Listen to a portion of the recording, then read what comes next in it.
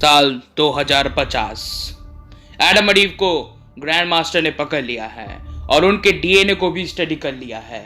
अब grand master और उनके टीम को पता है कि कैसे किसी आदमी में एडम और ईव का डीएनए डाल के उसे पावरफुल बनाना है और उसमें उसका एक यूनिक एबिलिटी डेवलप करना है। अब बस देर है एक आदमी का जो सबसे पहले इस एक्सपेरिमेंट का हिस्सा बने। कोई भी जानबूझ के इस एक्सपेरिमेंट का हिस्सा बनना नहीं चाहता था। तभी ग्रैंड मास्टर बोला, मिगुएल, मेरे कमांडर, अब तुम ही किसी कमजोर, टूटे हुए और शातिर बंदे को ढूंढ सकते हो जिसके पास कुछ हटके हो और उसके उस टैलेंट को कोई सैल्यूट नहीं करता हो। मिगुएल बोला, अब भरोसा है कि सर हो जाएगा। 1 महीना हो गया। 50 से ऊपर आदमी और औरत मिगुएल लेके आया, लेकिन किसी में कुछ खास नहीं था।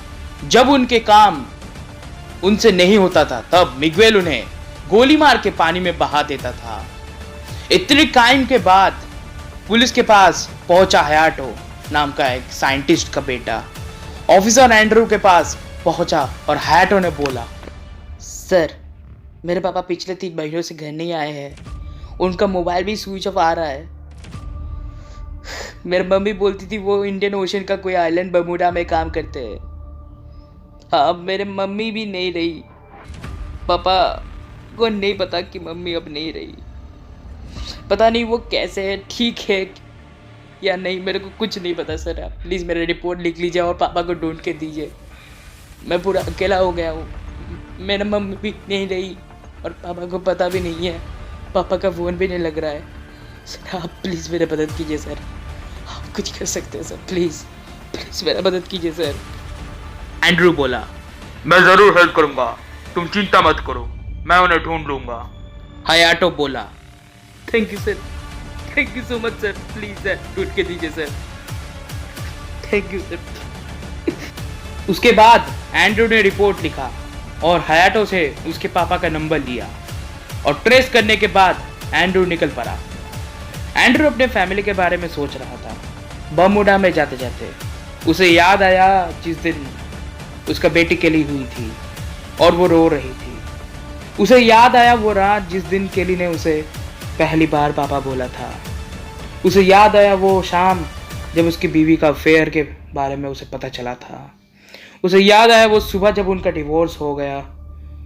उसके बाद केली रोती रोती आई और उसे पापा बोल के अलविदा की। वो अंदर ही टूट गया था। अच्छे से रो भी नहीं पाता था, किसी से अपने बातें भी नहीं कर पाता था। तभी बोटमैन बोला, सर जी, आपका बर्मुडा आइलैंड आ गया है। खतरों से खाली नहीं है ये जगह। आप जाने से पहले एक बार सोच लीजिए। अब सब कुछ खो बैठेंगे 21 की वजह से। आप एक बार सोचिए आपको जाना है कि नहीं, ठीक है? एंड्रू बोला, मेरे पास खोने का कुछ नहीं है, मैं जाऊंगा और लौट के भी। ठीक है sir ji, all the best. मैं चलता हूँ सर, मेरे को अपने जान का परवाह है। एंड्रू बर्मुडा में अपने बंदूक और अपने खुद के बनाए हुए वेस्ट लेके गया। जाते ही गार्ड्स ने उसके ऊपर अटैक कर दिया। गोलीबारी हुआ, बहुत भारी गोलीबारी हुआ। एंड्रू के वेस्ट के आर पार गोली भी नहीं जा रहा था, इतना मजबूत था एंड्रू का वेस्ट। एंड्रू ने सबको गोली मार मार के मार डाला। सारे गार्ड्स को पूरा खत्म करके अंदर घुसने ही वाला था।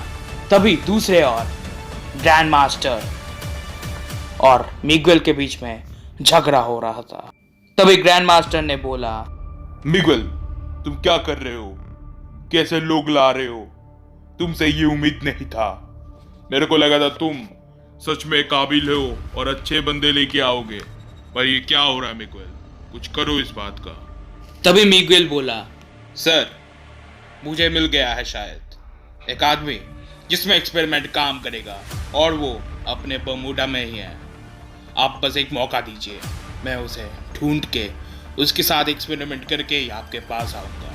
ग्रैंड मास्टर बोला, जाओ, दिया मौका, अपने आप को साबित करके ही आना मेरे पास, जाओ। तभी मिगुएल गेट पे चला गया और एंड्रू को स्नाइपर से नींद का गोली मारा और एंड्रू सो गया। तभी मिगुएल साइंटिस्ट के पास जाके बोला, साइंटिस्ट, इस पुलिस के ऊपर एक्सपेरिमेंट करो, शायद इसमें हो जाएगा। एक बार देखो जरा, मेरे को तो लगता है इसमें हो जाएगा। तभी साइंटिस्ट ने चेक किया एंड्रू का डीएनए और एंड्रू का हुनर, एंड्रू का एबिलिटी, एंड्रू का स्किल्स। तभी साइंटिस्ट ने बोला, इस पे हो जाएगा, इसका एबिलिटी कभी न टूटने वाला बेस्ट होगा। ये हो गया अपना पहला अब एक्सपेरिमेंट का बंदा। एक्सपेरिमेंट के बाद एंड्रू ने अपना सब कुछ भूल दिया। उसको कुछ पता नहीं था वो कौन था, क्या था, कहाँ से आया था।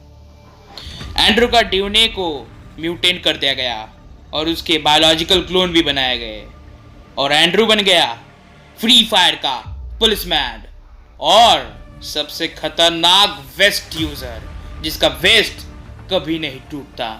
चाहे जितने भी गोली मारो, इसका वेस्ट कभी नहीं टूटेगा। हेलो गाइस, तो गाइस हमारा ये वीडियो कैसा लगा? 1 महीने बाद अपलोड किया क्योंकि मैं 30 बार से ऊपर ये स्टोरी लिख चुका हूँ और मेरे को परफेक्शन नहीं मिल रहा था, तो फाइनली मेरे को एक परफेक्ट स्टोरी मिल गया।